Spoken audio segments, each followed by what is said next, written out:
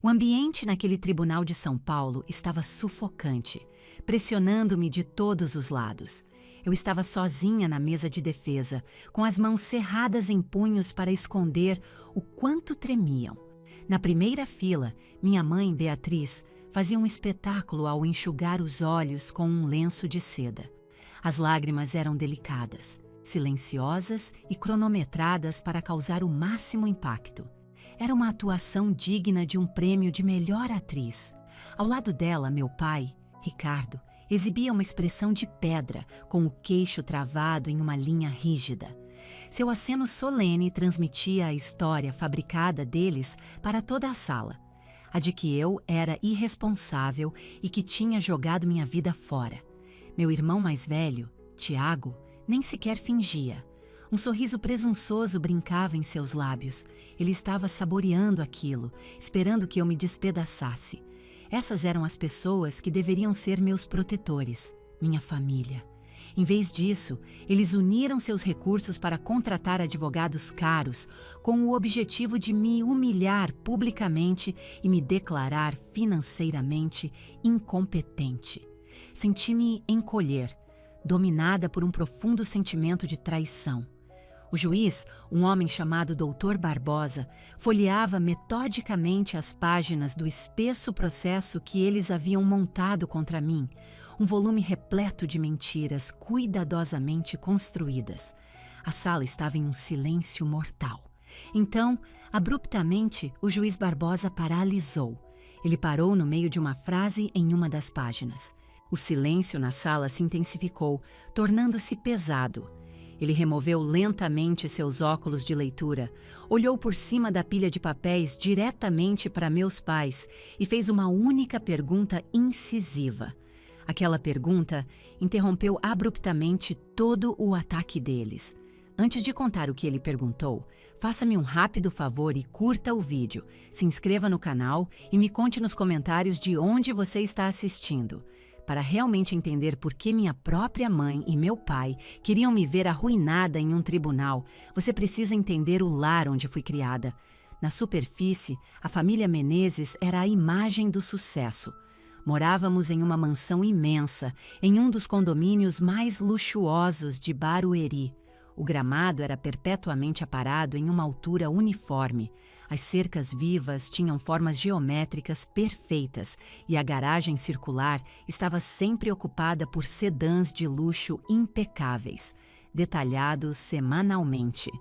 Meu pai, Ricardo Menezes, era o chefe de uma boutique de consultoria financeira. Ele era uma figura imponente, sempre de terno sob medida, mesmo aos sábados. Para o mundo exterior, ele era um gênio das finanças, o homem a quem você confiaria toda a sua fortuna. Meu irmão, Tiago, era sua cópia exata, alto, bonito e naturalmente charmoso. Ele era o filho de ouro, o herdeiro designado da dinastia Menezes. E então havia eu, Mariana. Eu era a lembrança tardia, a anomalia. Não consigo me lembrar de um único momento em que realmente senti que pertencia àquela casa. Eu era mais como uma hóspede de longa permanência que já não era mais bem-vinda. Por dentro, nossa casa era fria. Não na temperatura, mas no sentimento. Tínhamos tapetes claros que eram proibidos para quem estivesse calçado. Os móveis eram rígidos e ornamentados, mais adequados para um museu do que para um lar familiar. Não tínhamos noites de jogos animadas ou almoços de domingo bagunçados. O que tínhamos era um silêncio onipresente e opressor. Meu papel designado nessa peça silenciosa era simples: ser invisível. Se eu trouxesse para casa um boletim cheio de notas 10, meu pai apenas soltava um grunhido por trás do seu jornal Valor Econômico. Mas se Tiago conseguisse passar raspando com uma nota 7, minha mãe organizava um jantar para celebrar o esforço dele. Lembro-me de uma noite, com uma clareza dolorosa. Eu tinha 16 anos, tinha acabado de vencer uma grande competição estadual por um projeto de programação complexo que eu mesma desenvolvi. Eu estava em êxtase. Os computadores eram meu santuário, eles eram lógicos. Um erro no código era um quebra-cabeça que você podia resolver e corrigir.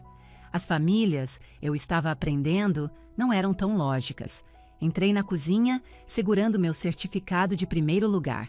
Minha mãe estava arrumando orquídeas em um vaso. Meu pai estava se servindo de uma dose de uísque. Mãe, pai, eu disse, segurando o certificado. Eu ganhei a feira de informática do estado. Minha mãe olhou de relance para o papel. Depois seus olhos caíram para os meus pés. Mariana, ela disse com a voz ríspida, seu cadarço está desamarrado. Você parece desleixada. Meu pai girou a bebida no copo. Computadores, ele desdenhou, como se a própria palavra fosse desagradável. Isso é uma vocação para técnicos de manutenção, Mariana, não para líderes. E foi isso. Sem parabéns, sem um tapinha nas costas. Nem 10 minutos depois, a porta dos fundos se abriu e Tiago entrou tropeçando.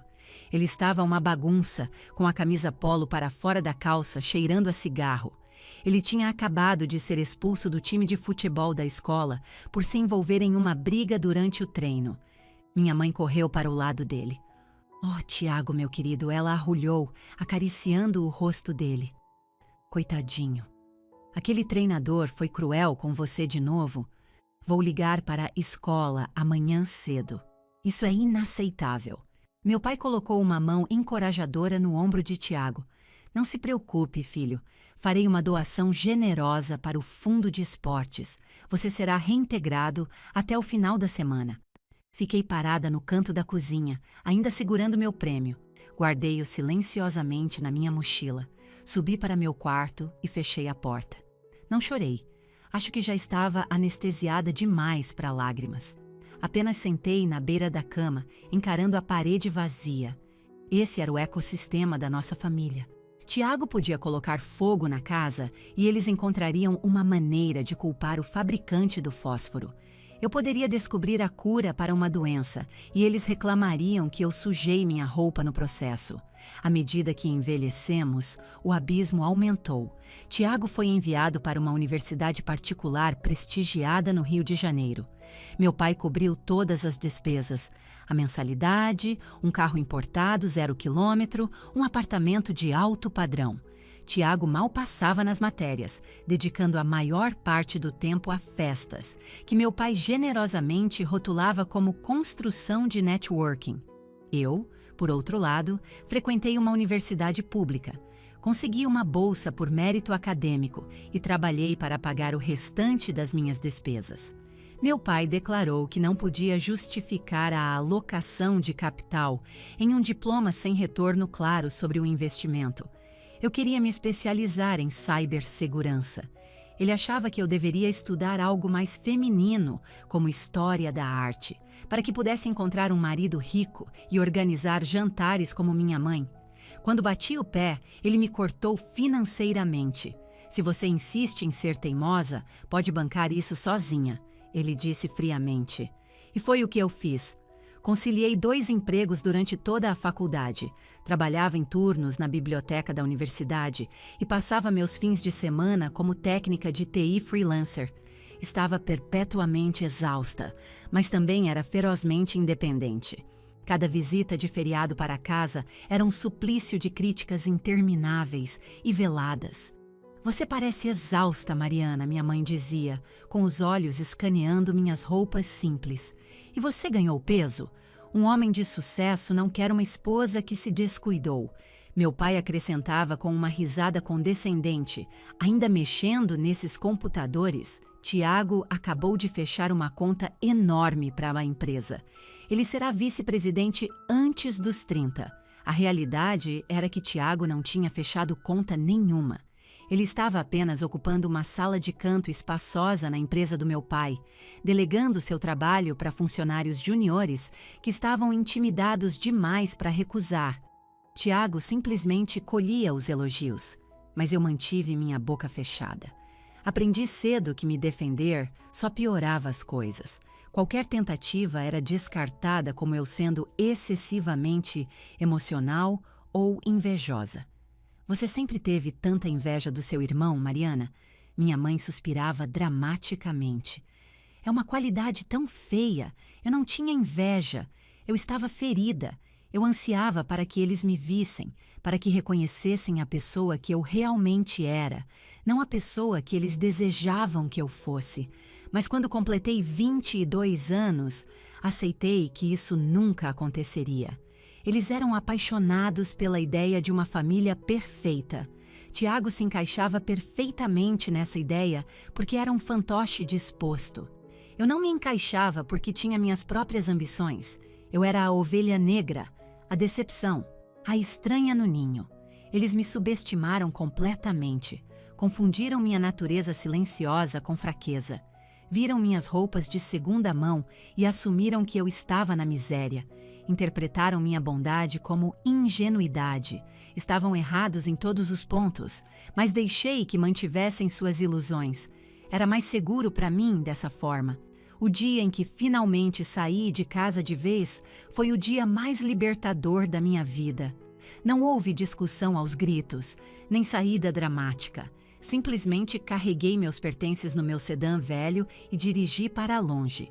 Meus pais nem se deram ao trabalho de vir até a porta para se despedir. Encontrei um apartamento minúsculo na capital.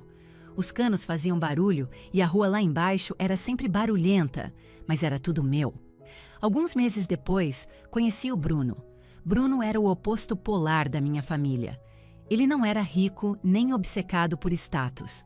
Era um professor de física do ensino médio que dirigia uma caminhonete de 10 anos e vivia de camisas de flanela. Mas ele era profundamente gentil. Ele ouvia de verdade quando eu falava. Ele nunca olhava além de mim para procurar alguém mais influente na sala. Quando o levei para conhecer meus pais, foi um desastre total. Minha mãe encarou as botas de trabalho gastas de Bruno como se ele tivesse trazido lama para o seu tapete precioso. Meu pai o interrogou. Então, dar aulas. Isso é um arranjo temporário até você encontrar uma carreira de verdade? Bruno apenas sorriu educadamente. Eu amo ensinar, senhor. Acredito que seja um trabalho importante.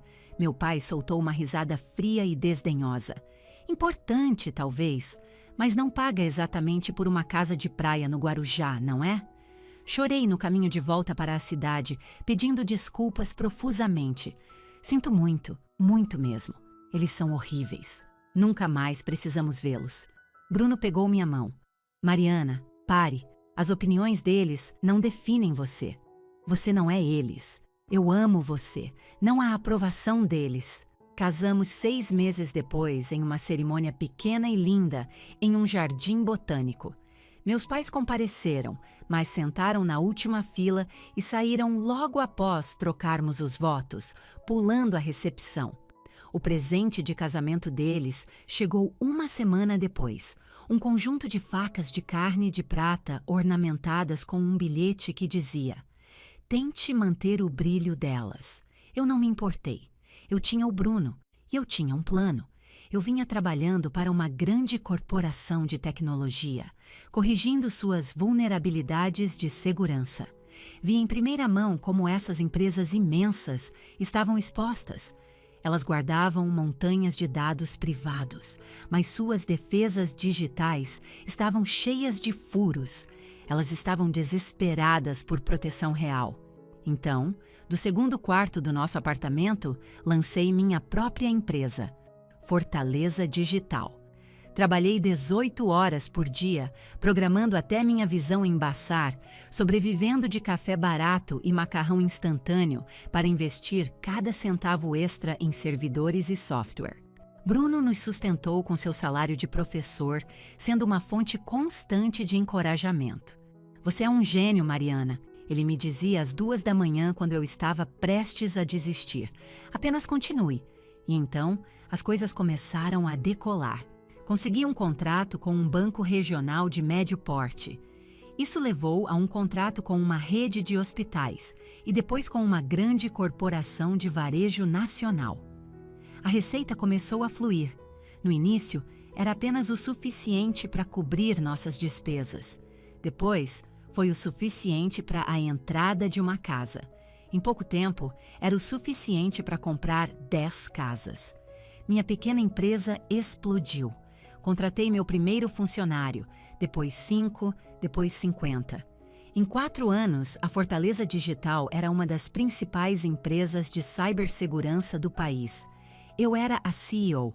Eu era multimilionária. E aqui está a parte crucial. Não contei nada à minha família. Eu sabia exatamente o que aconteceria se eles descobrissem meu sucesso. De repente, eu não seria a decepção da família. Eu seria o banco da família. Meu pai exigiria me aconselhar sobre meus investimentos, o que era um código para desviá-los para sua empresa falida. Minha mãe insistiria em redecorar minha vida. Tiago apareceria pedindo um cargo de alto escalão, onde não precisasse trabalhar. Eles me cercariam e tentariam assumir o controle. Então fiz uma escolha consciente. Eu esconderia meu sucesso. Sempre que visitava nos feriados, dirigia meu carro velho, deixando meu novo SUV elétrico na garagem de casa. Usava roupas simples e sem marca, embora meu closet estivesse cheio de trajes executivos de grife. Nunca usei meu relógio ou joias verdadeiras perto deles. Deixei que vivessem no mundo que haviam construído, onde eu ainda era a filha sofrida e mal orientada. Então, Mariana, meu pai dizia condescendentemente durante o jantar de Natal: "Como vai aquele seu hobby de computador? Ainda consertando telas quebradas?" Eu olhava para o meu prato e murmurava: "Está indo bem, pai. Dá para pagar o aluguel. As coisas estão um pouco paradas agora."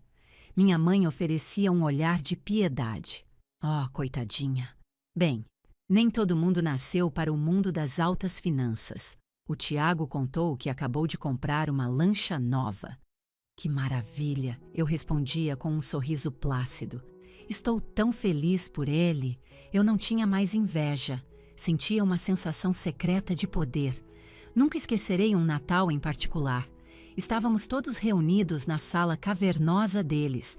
Tiago estava se gabando de uma viagem de esqui que estava planejando para os Alpes, exibindo um relógio que valia mais do que o meu primeiro apartamento. "Você deveria vir conosco, Mariana", ele disse com um sorriso sarcástico. "Ah, é verdade, é bem caro. Talvez no ano que vem, se você economizar cada centavo." Meu pai riu para dentro do seu copo. "Não provoque sua irmã, Tiago. Nem todos podemos ser grandes empreendedores." Eu apenas sorri e tomei um gole de água. No dia anterior, eu tinha fechado pessoalmente um negócio de 75 milhões de reais. Eu poderia ter comprado toda-se a estação de esqui que Tiago estava visitando, mas não disse nada. O silêncio havia se tornado minha armadura. Enquanto eles acreditassem que eu estava mal conseguindo sobreviver, me deixavam em paz. Não me pediam empréstimos ou favores, apenas tinham pena de mim. E a pena era uma forma de distância, uma forma de segurança. Construí uma vida maravilhosa com o Bruno. Compramos uma bela casa de campo moderna em um terreno de 10 hectares a 1 hora da cidade. Tínhamos um pequeno estábulo com cavalos. Viajávamos para Nova Zelândia e Espanha. Estávamos felizes e mantivemos essa vida completamente isolada da família Menezes. Para eles, ainda éramos apenas Mariana e Bruno, o casal em dificuldades no apartamento apertado da cidade. Achei que poderia manter essa farsa indefinidamente. Achei que poderia viver essa vida dupla, a CEO poderosa para o mundo e o fracasso lamentável para minha família.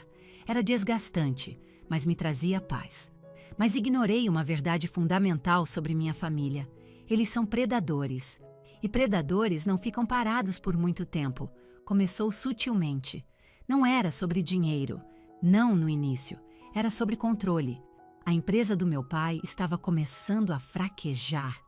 O mercado estava evoluindo e ele era arrogante demais para se adaptar. Sua lista de clientes estava encolhendo. Ele estava sob imensa pressão. Minha mãe estava envelhecendo e, com sua aparência mudando, sua autoestima estava despencando. Ela ansiava por drama para se sentir relevante. E Tiago? Tiago, como se viu, tinha um sério problema com apostas. Ele estava perdendo rios de dinheiro. Então eles começaram a escanear o horizonte em busca de um alvo, alguém para culpar por seus problemas, alguém para dominar e se sentirem poderosos novamente.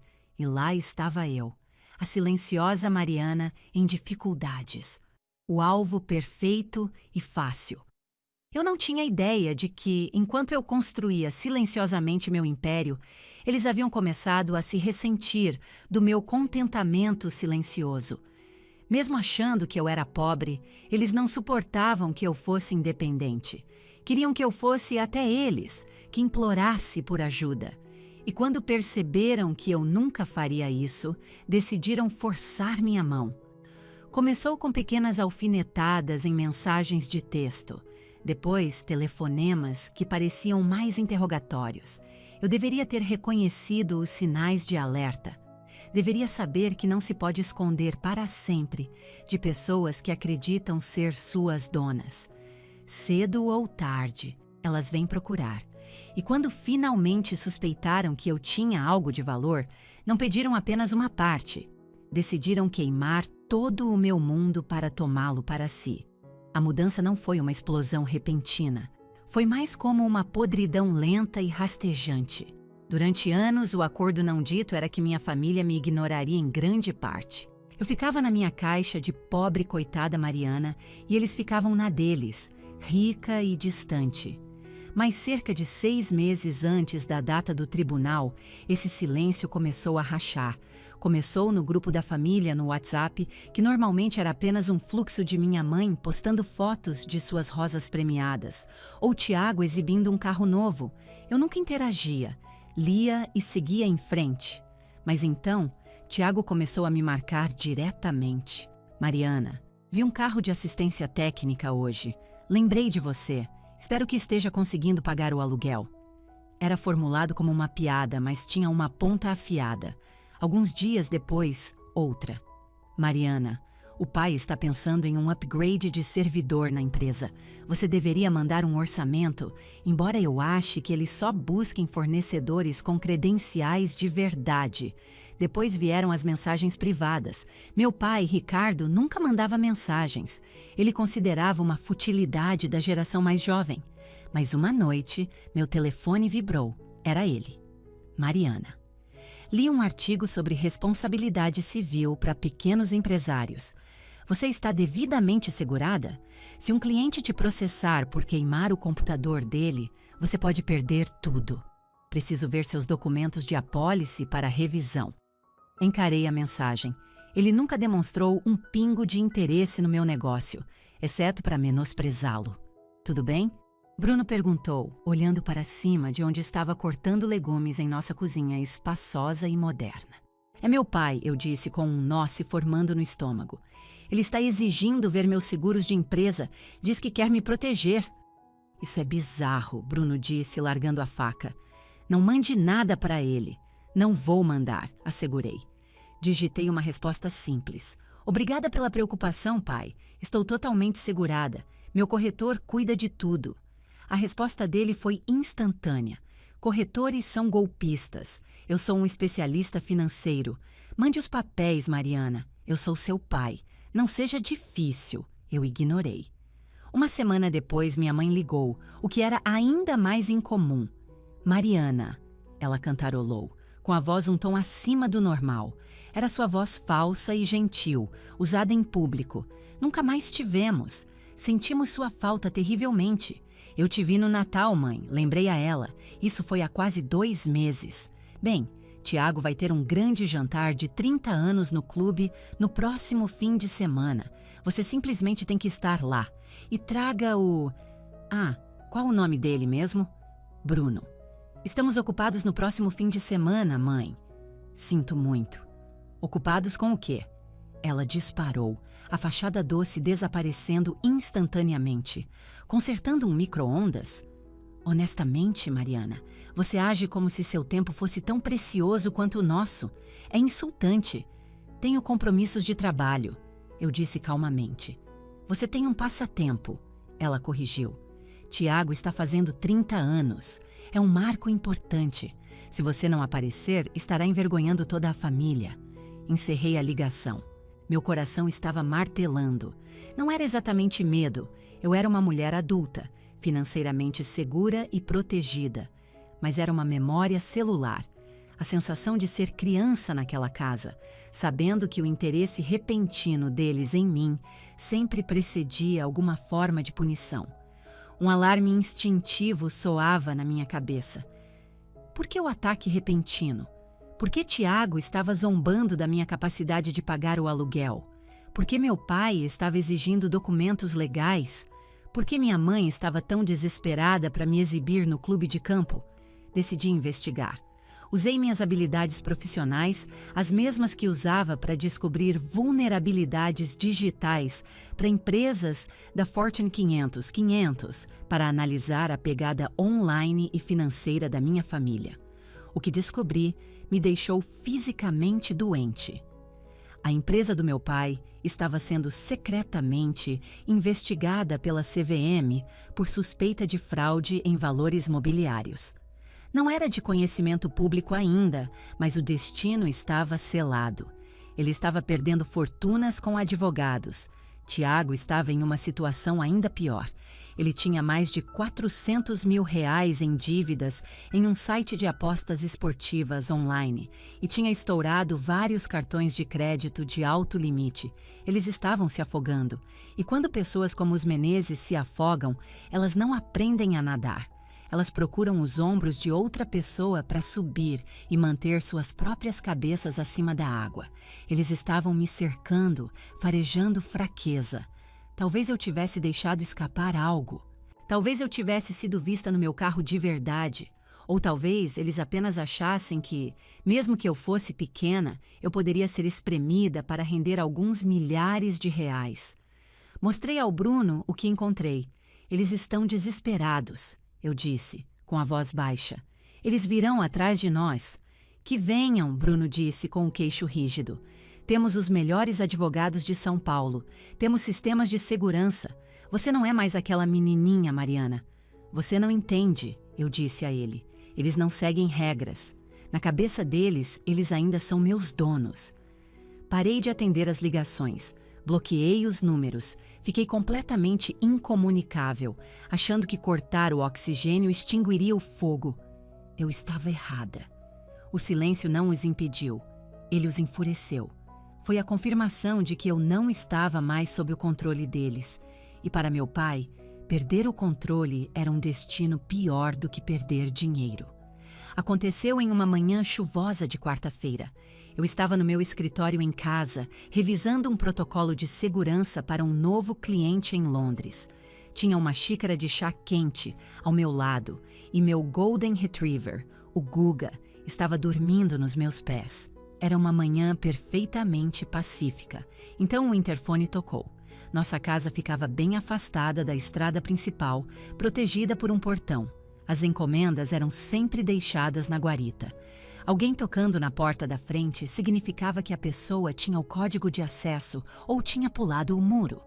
Puxei o feed da câmera de segurança. Um homem com uma capa de chuva barata estava parado na minha varanda, segurando um envelope pardo grosso. Meu estômago despencou. Eu sabia exatamente o que era aquilo. Bruno estava na escola, então eu estava sozinha. Fui até a porta e a abri. Mariana Menezes? O homem perguntou, com um olhar entediado. Sim, você foi citada. Ele empurrou o envelope úmido na minha mão, virou-se e foi embora. Fiquei parada na porta com a névoa fria batendo no meu rosto. O envelope parecia pesado como um tijolo. Voltei para dentro e sentei na bancada da cozinha. Minhas mãos tremiam tanto que mal consegui rasgá-lo. Puxei uma pilha espessa de documentos legais. Tribunal de Justiça do Estado de São Paulo. Assunto: pedido de insolvência civil de Mariana Menezes. Esqueci como respirar. Insolvência civil involuntária. É quando os credores vão ao tribunal para forçar sua falência pessoal, alegando que você está se recusando a pagar suas dívidas. É o equivalente financeiro de uma bomba nuclear. Aniquila seu crédito, congela todos os seus bens e te marca publicamente como um fracasso. Corri os olhos para a lista de requerentes, os credores que estavam entrando com o processo contra mim. 1.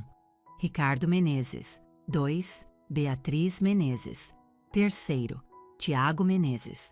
Minha própria família estava tentando me declarar falida. Folheei as páginas, minha mente girando. Isso não fazia sentido. Eu não devia 1 centavo a eles. Não devia 1 centavo a ninguém. Minha casa estava paga. Meus carros estavam pagos. Eu tinha milhões em ativos líquidos. Então cheguei à declaração de créditos. Anexa à petição estava uma nota promissória. Alegava que, 5 anos antes, Tiago Menezes havia me emprestado 12 milhões de reais para começar meu negócio. Afirmava que eu tinha concordado em pagar o empréstimo com juros, com os pagamentos começando no mês anterior, e que eu já estava inadimplente. No final do documento havia uma assinatura: Mariana Menezes. Fiquei encarando aquilo. Era uma falsificação muito bem feita. Tinha o meu M, o laço característico no meu N. Se eu não soubesse com certeza que nunca assinei aquilo, poderia ter sido enganada. Mas eu sabia. Continuei lendo. Meu pai alegava que eu lhe devia 2 milhões de reais em taxas de consultoria. Minha mãe alegava que eu devia 1 milhão por empréstimos pessoais. Eles não estavam apenas me processando, estavam orquestrando uma fabricação completa. Corri para o banheiro e passei mal. Joguei água fria no rosto e encarei meu reflexo. Eu estava pálida, com os olhos arregalados com o mesmo medo que lembrava da minha infância, escondida no meu quarto enquanto meu irmão se safava de tudo.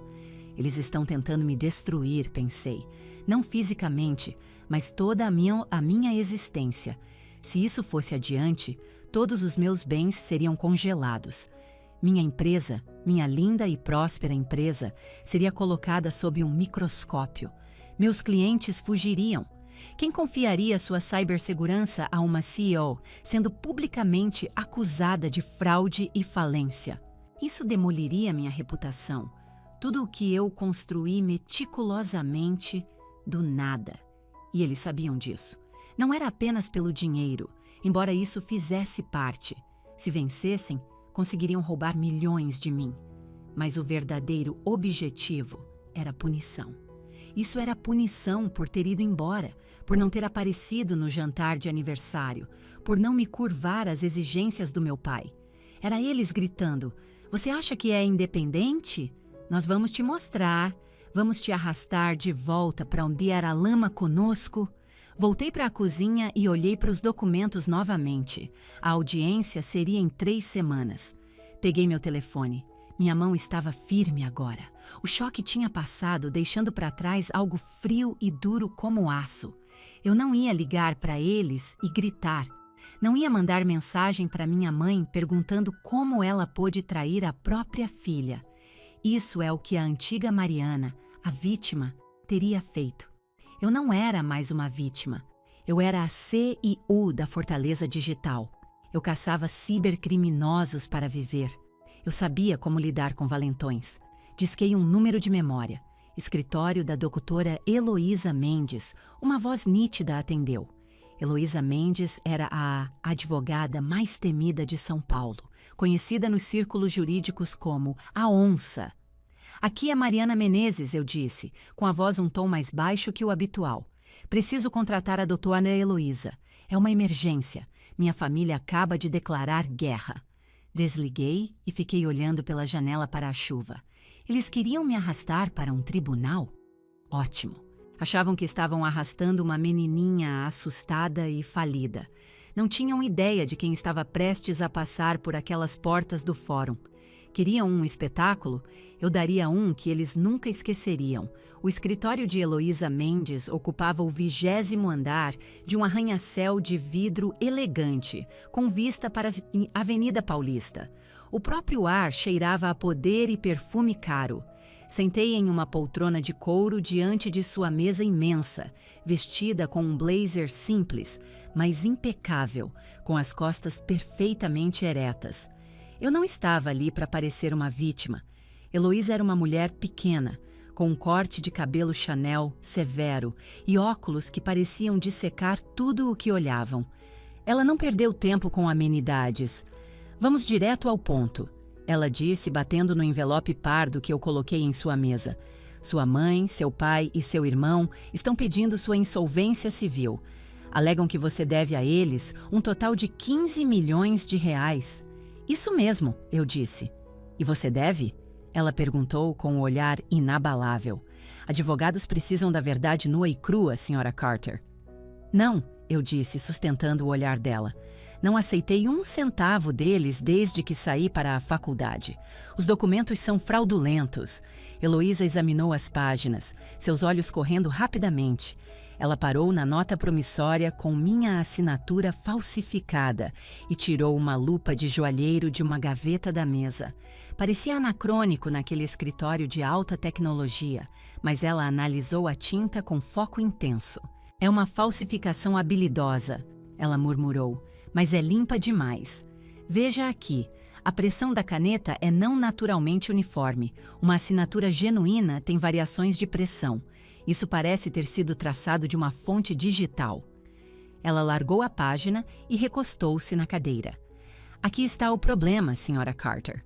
Processos de insolvência podem ser rápidos. Eles veem uma alegação de dívida e querem ver ativos. Se sua família convencer o juiz de que você é insolvente, que suas dívidas superam seus bens, o tribunal nomeará imediatamente um administrador para liquidar tudo o que você possui. Eles vão confiscar suas contas bancárias, sua casa, tudo.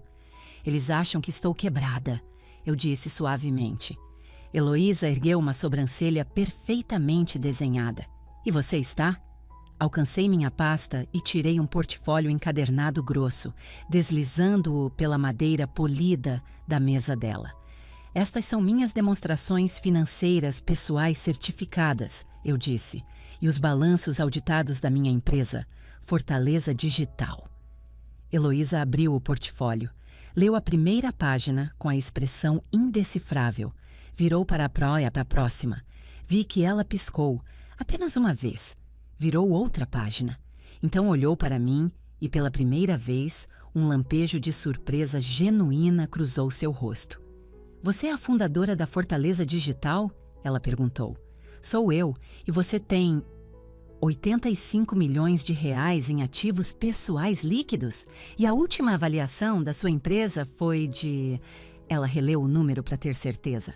Mais de 450 milhões de reais, completei para ela. Heloísa fechou o portfólio lentamente. Um sorriso pequeno e perigoso formou-se em seus lábios.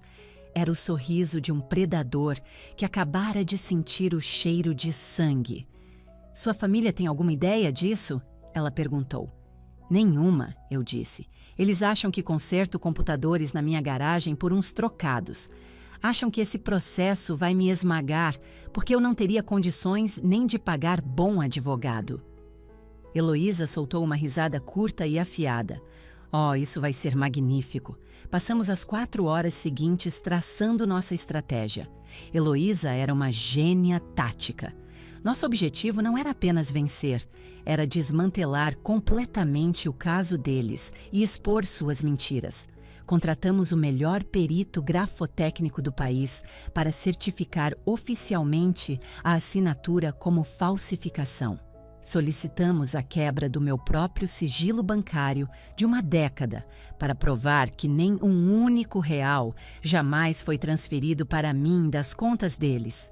Eles cometeram um erro crítico, Heloísa explicou, andando pelo escritório. Entraram com esta petição sob pena de perjúrio. Juraram perante um juiz federal que essas dívidas são reais. Quando provarmos que são fabricadas, o caso não é apenas arquivado. Torna-se um crime federal. Estamos falando de fraude, conspiração. Eu não quero que eles vão para a cadeia, eu disse, sentindo uma pontada de culpa antiga e condicionada. Eles ainda eram minha família. Heloísa parou e inclinou-se sobre a mesa. Mariana, eles estão tentando te executar financeiramente. Se tivessem tido sucesso, você teria perdido sua casa, sua empresa, todo o trabalho da sua vida. Isso não é uma briguinha de família. Você não leva um travesseiro para um tiroteio. Ela tinha razão.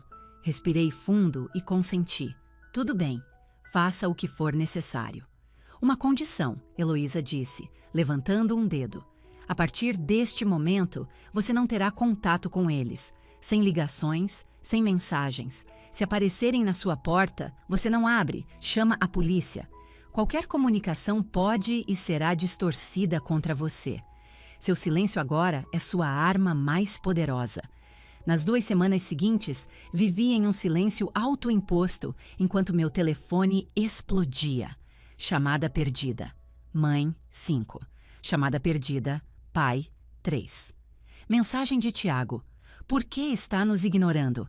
A data do tribunal está chegando. Podemos resolver tudo isso se você apenas admitir que precisa da nossa ajuda. Li a mensagem e a apaguei. Admitir que precisa de ajuda. Esse era o jogo todo. Admitir que precisava da ajuda deles seria admitir minha incompetência, validando a narrativa de que eles eram os salvadores. Foram as 2 semanas mais difíceis da minha vida. Eu queria desesperadamente gritar com eles, dirigir até a mansão perfeita deles e esfregar meus extratos bancários em seus rostos, gritar que sou mais bem-sucedida do que todos eles juntos. Mas me segurei. Bruno era meu porto seguro. Ele me segurava quando eu acordava de pesadelos com o coração disparado. Eles vão parecer tão tolos, ele sussurrou para mim uma noite. Mal posso esperar para ver a cara do Tiago. Não me importo com as caras deles, eu disse no escuro. Só quero ser livre. Na noite anterior à audiência, o sono foi impossível. Sentei na minha cozinha tomando uma xícara de chá, olhando ao redor para o lar que Bruno e eu havíamos construído. Eu conquistei cada coisa que havia ali. Eles queriam roubar o crédito pela minha vida. Queriam ser os autores da minha história. Fosse uma história de sucesso que eles orquestraram ou uma história de fracasso que eles causaram. Amanhã, eu estava pegando a caneta de volta. A manhã da audiência estava cinzenta e garoando, um clima apropriado para um funeral. E, de certa forma, era o que era. Eu estava lá para enterrar a pessoa que eles achavam que eu era. Vesti-me com intenção. Não com minhas roupas casuais de sempre, mas com um terno preto feito sob medida que custou mais do que o meu primeiro carro. Usei saltos que faziam um clique nítido e autoritário nos pisos de mármore. Prendi meu cabelo em um coque apertado e severo. Quando me olhei no espelho, não vi a Mariana filha. Vi Mariana Menezes, a CEO. Pronta? Bruno perguntou. Ele estava em seu melhor terno, parecendo ao mesmo tempo bonito e protetor. Vamos lá, eu disse. O fórum fervilhava com uma energia frenética, mas o corredor do lado de fora da sala, 3C, estava estranhamente quieto. Eu os vi instantaneamente. Minha mãe, Beatriz, estava em um vestido preto sóbrio, segurando um lenço, interpretando o papel de uma mãe enlutada cuja filha se perdeu. Era um figurino patético. Meu pai, Ricardo, estava andando de um lado para o outro, verificando impacientemente seu relógio caro, como se todo aquele assunto fosse um inconveniente. E Tiago estava encostado na parede, sorrindo enquanto mexia no celular, a imagem de um gato que já havia encurralado o rato. No momento em que me viram, a atmosfera mudou. Minha mãe arquejou, uma peça de teatro perfeita. "Mariana!" Ela gritou, correndo em minha direção com os braços abertos. "Oh, graças a Deus você veio! Estávamos com tanto medo que você não aparecesse." Não diminuí o passo. Não aceitei o abraço dela. Apenas encarei seu olhar. "Olá, mãe", eu disse, com a voz desprovida de qualquer calor. Ela recuou um pouco, surpresa pelo meu tom. Estava acostumada comigo, murmurando, olhando para o chão. "Mariana", meu pai disse, entrando no meu caminho, usando sua voz retumbante e autoritária. "Olhe para você, toda arrumada. Não queríamos que chegasse a este ponto. Tentamos te ajudar. Guarde isso para o juiz, Ricardo", Heloísa Mendes disse, aparecendo ao meu lado como uma sombra. Meu pai olhou para Heloísa, claramente descartando-a como alguém sem importância. "E quem seria você? Sua defensora dativa." Heloísa sorriu, uma expressão fina e gélida. "Sou a mulher que vai pedir a grafia correta do seu nome para o registro do tribunal durante o seu interrogatório por perjúrio. Agora, se nos der licença." Ela passou por ele e eu a segui. O rosto do meu pai passou de presunçoso para vermelho carmesim. Ninguém falava com Ricardo Menezes daquela forma há décadas. Entramos na sala de audiências antiga, com painéis de madeira. Cheirava a poeira e papel velho. Minha família e o advogado deles, um antigo parceiro de golfe do meu pai chamado Dr. Antunes, ocuparam a mesa dos autores.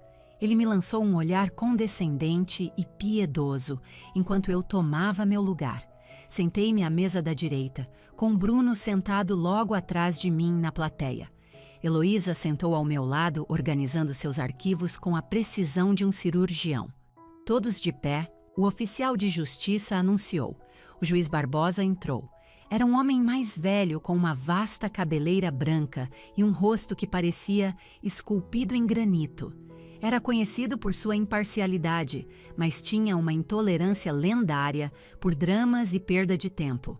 Ele sentou, ajustou sua toga e abriu o processo. No assunto da insolvência civil involuntária de Mariana Menezes, ele começou. Todas as partes estão representadas? Sim, Excelência. O doutor Antunes disse, levantando-se. Represento os credores requerentes, a família da devedora. E eu represento a senhora Menezes, Heloísa declarou, permanecendo sentada até que o juiz a reconhecesse. Muito bem, o juiz Barbosa disse. Doutor Antunes, esta é uma petição séria. Vocês alegam que a senhora Menezes não está cumprindo com suas obrigações financeiras. Pode começar. O doutor Antunes caminhou até o centro da sala, atuando para o público. Excelência, ele começou, com a voz pingando uma falsa simpatia. Esta é uma tragédia familiar. Os Menezes são pilares da nossa sociedade. Ricardo e Beatriz deram à filha todas as vantagens: amor, apoio, uma excelente educação. Ele gesticulou dramaticamente em minha direção, mas Mariana se perdeu. Envolveu-se em esquemas financeiros imprudentes, pegando emprestadas somas enormes de seu próprio irmão e pai amorosos para financiar um empreendimento fracassado após o outro. Ela teceu uma teia de mentiras para esconder sua própria ruína. Fiquei imóvel com os olhos fixos na parede atrás do juiz. Apresentamos as evidências, Excelência. Antunes continuou. Notas promissórias, assinadas pela própria senhora Menezes. Um registro claro de inadimplência. Não estamos aqui para puni-la. Estamos aqui para uma intervenção financeira. A família apenas pede ao tribunal que nomeie um administrador para gerir os poucos bens que lhe restam antes que ela se encontre na miséria. Ele virou-se para minha mãe. Senhora Menezes, ele disse gentilmente, é verdade que a senhora emprestou dinheiro à sua filha para despesas básicas? Minha mãe levantou-se, enxugando os olhos. Sim, ela sussurrou. Tantas vezes. Ela me ligava chorando, dizendo que não tinha comida em casa. Era uma mentira vil e nojenta. Eu não pedia um centavo a ela desde que era adolescente. Atrás de mim, senti Bruno se tensionar de raiva. Coloquei a mão para trás, tocando seu joelho para sinalizar que ele ficasse calmo.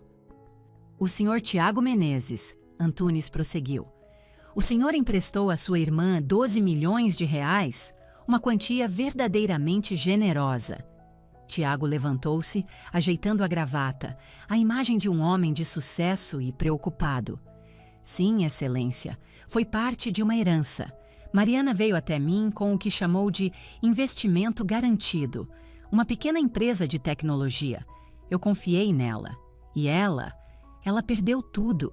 Agora ela nega que eu tenha lhe dado o dinheiro. Tiago olhou para mim com os olhos cheios de uma tristeza fingida. Eu só quero que minha irmã receba a ajuda de que tanto precisa. Foi uma atuação magistral.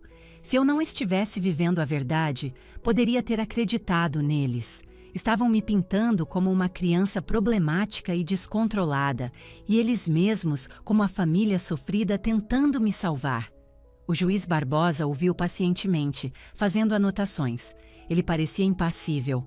Doutora Heloísa, o juiz disse, voltando-se para minha advogada. Sua cliente contesta essas dívidas? Heloísa levantou-se. Ela não andava de um lado para o outro nem gesticulava. Era um pilar de imobilidade. Contestamos tudo, Excelência, ela disse, com a voz cortando a sala silenciosa. Contestamos a existência desses empréstimos. Contestamos a autenticidade das assinaturas. E certamente contestamos a alegação de que a senhora Menezes é insolvente. O Dr. Antunes soltou um deboche teatral. Excelência, com todo o respeito, negação não é uma defesa legal. Os documentos falam por si mesmos. De fato falam, o juiz Barbosa disse, puxando o processo espesso para si. Tenho a nota promissória bem aqui, datada de 5 anos atrás. Ele estudou o documento, depois olhou para mim, depois voltou para o documento. A sala ficou em silêncio. Minha mãe prendeu a respiração. O sorriso de Tiago estava fixo no rosto. Eles achavam que era o fim. Achavam que o juiz estava apenas cumprindo o protocolo antes de bater o martelo e acabar com a minha vida como eu a conhecia. Mas então o juiz Barbosa parou. Ele franziu a testa. Folheou uma página, depois voltou. Inclinou-se mais para perto dos papéis, então tirou os óculos e olhou para cima, com os olhos varrendo minha família na mesa dos autores. O sorriso de Tiago começou a desaparecer. Algo estava fora do roteiro. O peso opressor na sala começou a mudar, substituído pela carga elétrica de uma verdade iminente. Doutor Antunes, o juiz disse, com a voz perigosamente baixa.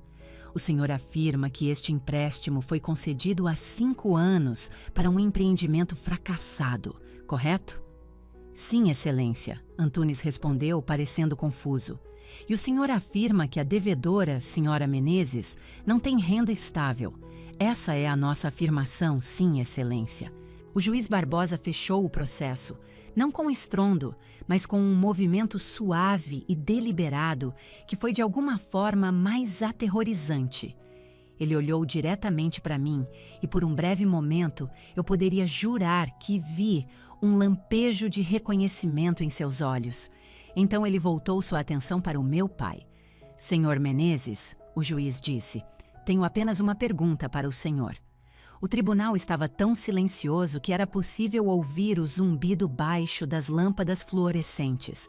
O juiz Barbosa segurava o processo em uma mão, olhando para o meu pai por cima dos óculos, que ele havia colocado de volta. Senhor Menezes, o juiz repetiu, o senhor testemunhou sob juramento que sua filha não tem renda estável e administra um negócio fracassado. Está correto?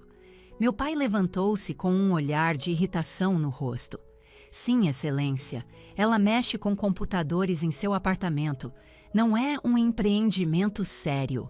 O juiz Barbosa deu um aceno lento e deliberado. Então ele se virou para o advogado da minha família. Doutor Antunes, o senhor está familiarizado com uma empresa chamada Fortaleza Digital? O doutor Antunes piscou. Acredito que seja o nome do pequeno passatempo da devedora, Excelência. Sim, passatempo, o juiz repetiu. Ele soltou uma risada curta e sem alegria, que enviou um calafrio pela sala. O juiz Barbosa então alcançou algo ao lado de sua cadeira e tirou uma revista brilhante de sua própria pasta. Era a última edição da revista Exame. Ele a colocou na bancada à sua frente. Eu estava lendo isso no meu gabinete esta manhã, o juiz disse calmamente. Há uma matéria de capa. É um perfil sobre as empresas de cibersegurança mais inovadoras do país. Minha mãe parou com um choro falso. Ela encarou a revista com os olhos arregalados. O artigo menciona que a Fortaleza Digital venceu recentemente um contrato de vários anos para garantir toda a infraestrutura digital da cidade de São Paulo, o juiz continuou. Ele cita a fundadora e CEO como uma tal de Mariana Menezes. Ele olhou diretamente para mim. É você, senhora Menezes? Levantei-me. Sim, Excelência, sou eu, e é correto que a avaliação mais recente da sua empresa ultrapassou os 450 milhões de reais? Sim, Excelência. Um suspiro coletivo percorreu o tribunal. O rosto do meu pai ficou de uma cor branca cadavérica. Ele ficou me encarando, depois olhou para o juiz, depois voltou para mim, com a boca entreaberta. Tiago deixou o celular cair. Ele bateu no chão de azulejos com um som que pareceu ecoar no silêncio atordoado. O juiz Barbosa voltou seu olhar furioso para o Dr. Antunes. Sua voz não era mais calma, era um rugido estrondoso. Dr. Antunes, o senhor trouxe uma petição a este tribunal alegando que a mulher que é pessoalmente responsável por proteger os dados mais sensíveis desta cidade está falida? O senhor alega que ela deve 12 milhões de reais ao irmão, um homem que, de acordo com estes relatórios de crédito apresentados pela defesa, está atualmente com dívidas de centenas de milhares de reais em sites de apostas ilegais? Heloísa Mendes levantou-se e deslizou suavemente outro documento para o juiz. Excelência, ela disse, com a voz como gelo, também apresentamos uma análise pericial completa da assinatura na nota promissória. É uma falsificação feita digitalmente. Minha cliente nunca assinou. Não houve empréstimo, não houve dívida. Toda esta petição é uma tentativa fraudulenta de assumir o controle dos ativos consideráveis da minha cliente através do engano. O juiz Barbosa analisou o laudo pericial. Seu rosto ficou vermelho de raiva. Ele fulminou minha família com o olhar. Presido este tribunal há 20 anos, ele trovejou, com a voz fazendo as próprias paredes tremerem. Já vi ganância, já vi desespero, mas nunca, jamais vi uma família usar este tribunal de forma tão maliciosa para destruir um dos seus por puro e patético rancor. Ele apontou um dedo trêmulo para o meu pai.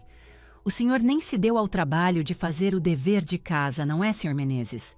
Apenas assumiu que ela era fraca, assumiu que ela era um fracasso e achou que poderia usar minha sala de audiências como seu parquinho particular para intimidá-la. Meu pai gaguejou. Excelência, nós não sabíamos? Ela nunca nos contou? Ela não tinha que te contar, o juiz berrou. O senhor protocolou um documento legal sob pena de perjúrio. Jurou por sua honra que essas dívidas eram reais. O juiz Barbosa fechou o processo com força. O som estalou pela sala como um tiro de rifle. Processo extinto com julgamento de mérito, ele declarou. Então estreitou os olhos para meu pai e meu irmão. Além disso, estou encaminhando todo este assunto ao Ministério Público para uma investigação completa sobre perjúrio, conspiração para cometer fraude e falsificação de documentos. Dr. Antunes, sugiro que entre em contato com seu seguro de responsabilidade profissional imediatamente. O senhor vai precisar. Está encerrada a audiência. O martelo bateu na madeira. Estava acabado. Em menos de 5 minutos, o mundo deles havia sido obliterado. Olhei para o outro lado do corredor. Tiago estava largado na cadeira, com a cabeça entre as mãos, balançando-se para a frente e para trás. Ele sabia o que uma investigação por fraude significava. Significava que suas apostas, suas dívidas, toda a sua vida fraudulenta seria esmiuçada. O filho de ouro estava acabado. Meu pai ficou paralisado, parecendo subitamente pequeno e frágil. Pela primeira vez na vida, ele não parecia imponente, apenas um velho tolo e arrogante. Minha mãe foi a primeira a reagir. Quando comecei a recolher meus papéis, ela correu pelo corredor e agarrou meu braço com um aperto de ferro. Mariana, ela sibilou com os olhos loucos de pânico. Mariana, você tem que parar com isso. Diga ao juiz que foi tudo um grande mal-entendido. Olhei para a mão dela com as unhas feitas no meu braço, depois para o seu rosto desesperado. Um mal-entendido?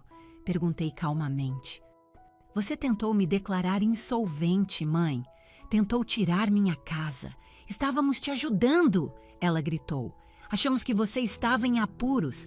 Só queríamos administrar seus negócios para que você não perdesse tudo. Somos sua família. Não, eu disse com a voz firme.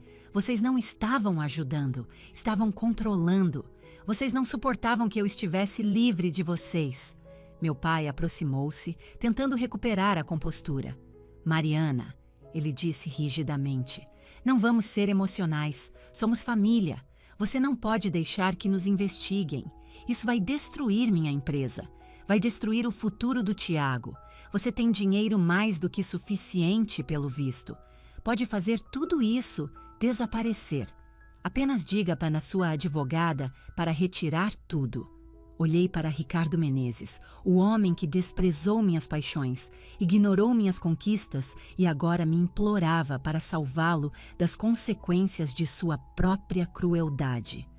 Eu não posso parar isso, pai, eu disse. Foi você quem riscou o fósforo. Agora você tem que aguentar o fogo. Como você pode ser tão sem coração? Minha mãe soluçou. Depois de tudo o que te demos. Vocês não me deram nada, eu disse, com a voz calma e clara. Eu não precisava gritar. A verdade era alta o suficiente. Vocês me deram uma casa, mas garantiram que eu nunca me sentisse em casa nela. Me deram comida, mas me mataram de fome por afeto. E quando finalmente construí uma vida própria, vocês apareceram com uma bola de demolição.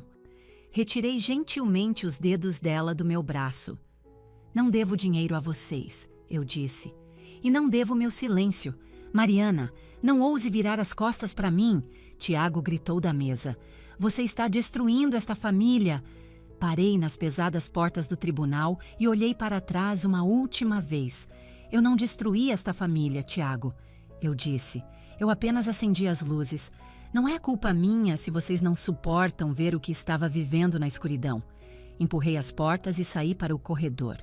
O ar lá fora parecia fresco e limpo, como o primeiro fôlego profundo após uma longa doença.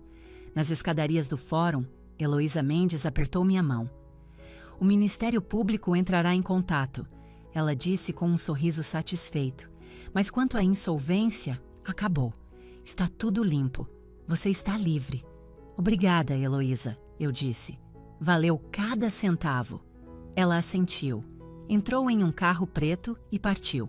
Bruno e eu caminhamos até o nosso carro em um silêncio confortável, com as mãos entrelaçadas. Ao entrarmos, soltei um suspiro que sentia estar prendendo há 20 anos. Você está bem? Bruno perguntou suavemente. Estou melhor do que bem, eu disse, com um sorriso real se espalhando pelo meu rosto. Estou livre. Nos meses que se seguiram, as consequências para eles foram rápidas e severas. A notícia da investigação e da tentativa de fraude do meu pai contra a própria filha tornou-se pública. Seus clientes fugiram. Ele foi forçado a vender a mansão para cobrir seus custos advocatícios. Tiago foi indiciado por falsificação e conspiração. Ele aceitou um acordo para evitar a prisão, mas ficou com o registro criminal sujo. A última notícia que tive foi que ele estava trabalhando em um balcão de aluguel de carros no aeroporto. Minha mãe deixou uma série de mensagens de voz por um tempo. Algumas eram chorosas, implorando por dinheiro. Outras eram cheias de raiva, me chamando de monstro ingrato. Salvei todas em uma pasta no meu computador chamada Evidências, apenas por precaução, e então bloqueei o número dela para sempre. Minha vida, enquanto isso, floresceu. Livre do processo e do constante desgaste emocional, dediquei toda a minha energia à fortaleza digital. Expandimos para os mercados europeu e asiático. Acabei saindo na capa da Forbes Brasil. Mas o dinheiro e os elogios não foram o verdadeiro prêmio. O verdadeiro prêmio foi a paz. Percebi que passei minha vida inteira buscando a aprovação deles, achando que se eu fosse inteligente o suficiente, bem-sucedida o suficiente ou rica o suficiente, eles finalmente me veriam e me amariam. Mas parada naquele tribunal, finalmente entendi. Eles eram incapazes de ver qualquer pessoa além de si mesmos. Eles não amavam pessoas, amavam o poder. E assim, parei de esperar. Tenho uma família de verdade agora. É o Bruno. São nossos amigos que celebram nossas alegrias e nos apoiam em nossas tristezas. É a equipe incrível da minha empresa que me respeita pela minha mente e pela minha liderança. Família não é sobre sangue. É sobre quem está ao seu lado quando a tempestade chega. É sobre quem te abriga, não sobre quem cria a tempestade. Às vezes, para salvar uma árvore, você precisa cortar os galhos mortos e doentes. É um processo doloroso, mas é a única maneira de o resto da árvore sobreviver e crescer em direção ao sol. Meus pais e meu irmão eram galhos mortos. Cortá-los foi a coisa mais difícil e a melhor que já fiz. Estou sentada no meu escritório agora, vendo o sol se pôr no horizonte. Estou segura, sou bem-sucedida. E mais importante do que qualquer outra coisa, sou livre. Se você está ouvindo isso e é a ovelha negra, a estranha no ninho, o bode expiatório da família, quero que ouça isso. Não deixe que eles te diminuam. Eles só te tratam assim porque a sua luz faz com que eles se sintam pequenos. Eles querem te manter em uma caixa porque é a única maneira de se sentirem grandes. Não deixe. Algumas pessoas só vão te amar enquanto você couber na caixinha que elas construíram para você. Meu conselho? Quebre a caixa. Algumas pessoas só vão te amar se você continuar pequena. Cresça de qualquer maneira. Fim da história.